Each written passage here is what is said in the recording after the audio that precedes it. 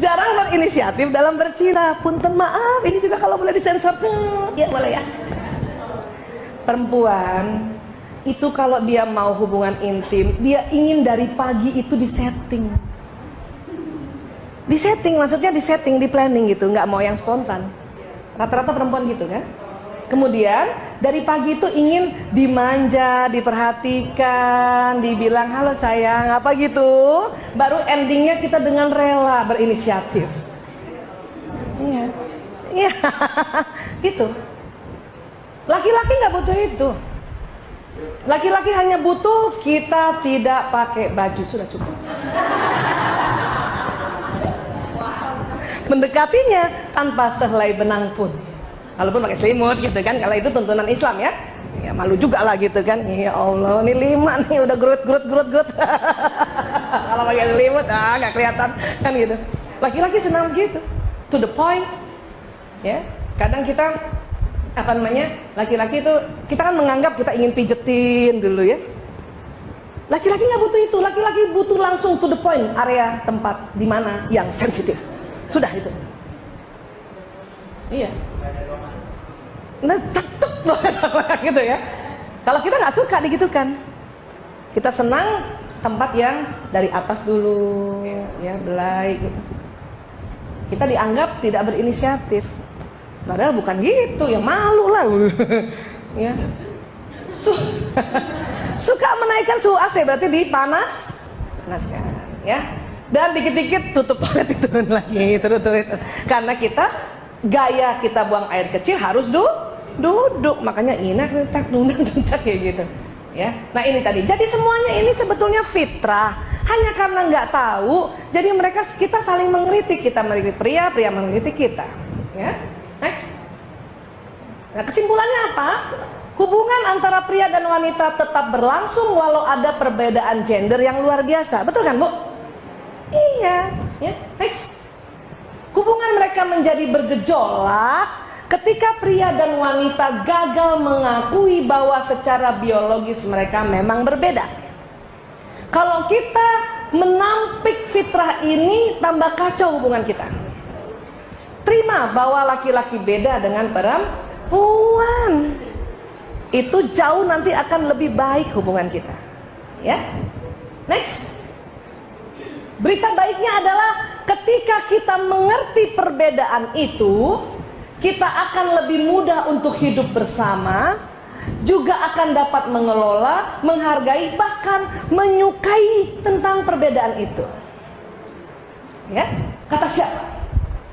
Kata saya. Dulu Bu, nah, sebelum belajar ini, aduh, lihat suami salah aja terus deh. Suami lihat saya juga salah aja terus. Tapi sebulan pisah, ya ampun rindu banget. Pas ketemu nggak ada 30 menit berantem. Ya, tapi gara-gara tahu, oh gitu, malah seru gitu kan. Malah semakin kita senang hidup bersama. Kalau kita terima perbedaan itu, ya. Dan juga senang. Jadi karena saya suka ketawa lihat laki-laki begitu gitu. Suami saya lama-lama juga ketawa lihat perempuan begitu. Iya, karena sudah paham, sudah enak ya. Walaupun sering harus kami ulang-ulang. Ya. Next. Maka nanti kita mau jadi ini. Karena mitra yang terbaik adalah mitra yang terbalik.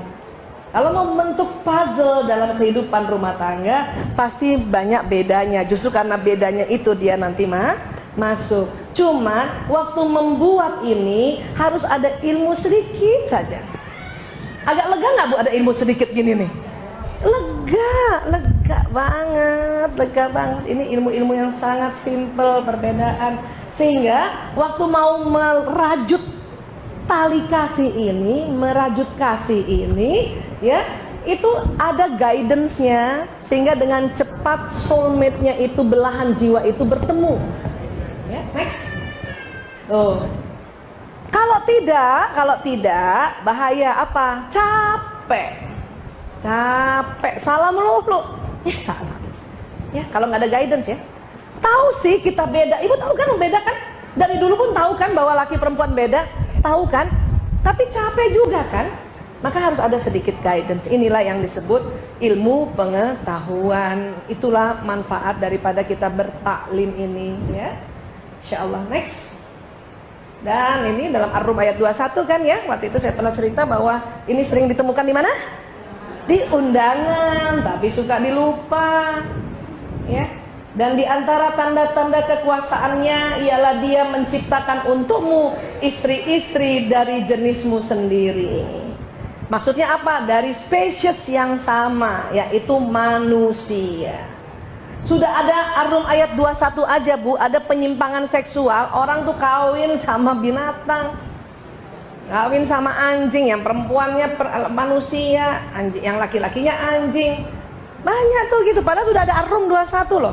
Diminta untuk dari jenismu sendiri, ya, supaya kamu cenderung dan merasa tentram kepadanya.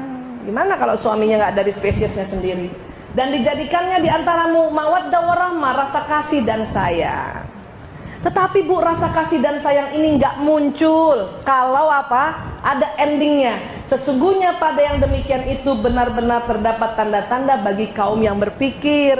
Jadi kita disuruh berpikir perbedaannya apa, sehingga muncul kasih sayang. Makanya saya bersyukur ilmuwan-ilmuwan meneliti otak pria wanita. Mungkin mereka bukan muslim, tapi mudah-mudahan itu semua petunjuk Allah juga, agar kita masuk di Ar-Rum ayat 21. Ya, kalau kita nggak berpikir bahwa otak tengah laki-laki tipis, berantem terus nggak Bu? Iya, kepengennya laki-laki kayak siapa? Kayak kita. Kita Bu lagi masak aja, suami ngomong denger ya kan? Iya, mereka enggak begitu. Jangankan masak, kita lagi ngepel, suami cuman gini, iya ya, iya, dengar kan? Kita pikir laki-laki begitu, ternyata tidak. Makanya kita disuruh berpikir, ya. Sepakat ya Bu? Alhamdulillah, insya Allah tambah cinta ya, semakin cinta ya Allah. Dah, ada yang ditanyakan ya? Kalau soal waria itu kayak gitu aja Bu, beda hormonnya aja, ya. Ya, insya Allah pertemuan berikutnya kita masuk pembahasan watak ya. Ini kan secara general dulu, gender laki perempuan. Karena nanti ibu akan tanya, kok anak perempuan saya kok malah yang sedikit ngomongnya? Ada yang gitu? Kok anak laki-laki saya kok malah yang banyak ngomongnya?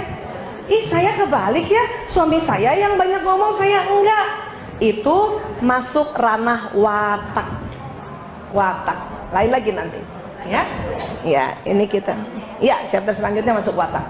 Memang perbedaan pria wanita banyak gitu dia. Ya, kita bagi dua jadinya. Ya.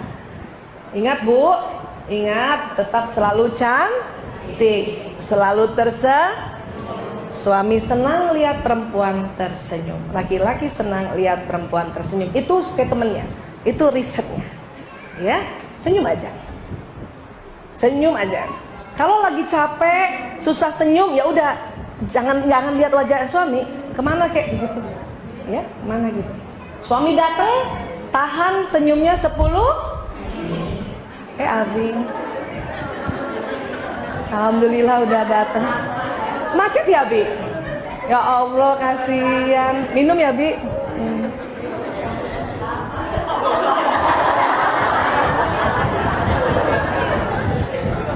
Masih 7 menit lagi.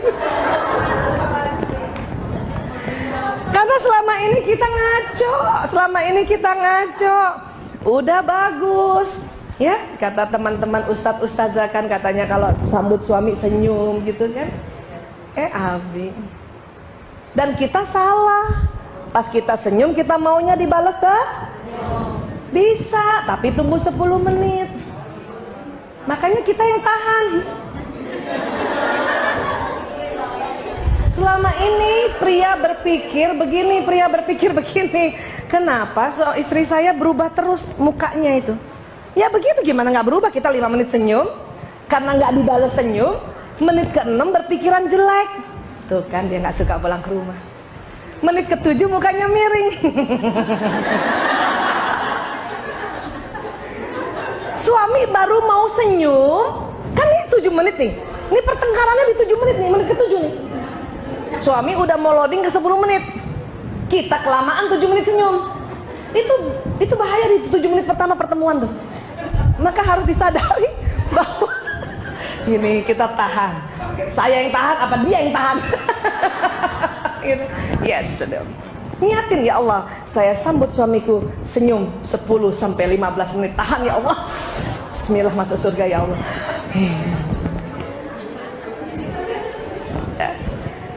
Suami itu seneng banget. Saya dulu mempraktekkan ini tahun 2006 ya. Lama banget ya. Dari 92 nggak melakukan ini. 2006 saya lihat responnya nggak bagus, respon muka dia yang 10 menit itu.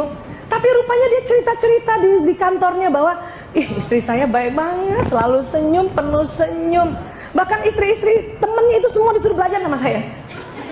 Kamu belajar deh. Sampai istri-istri temen tuh merasa Bu Aisyah tuh kayak apa sih?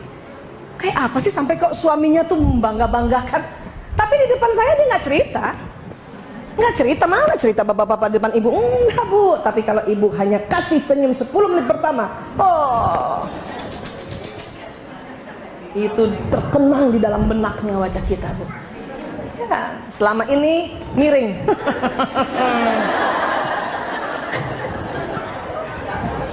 Rubah bu. Ya, tabassumu fi wajhi angka sadaka ya.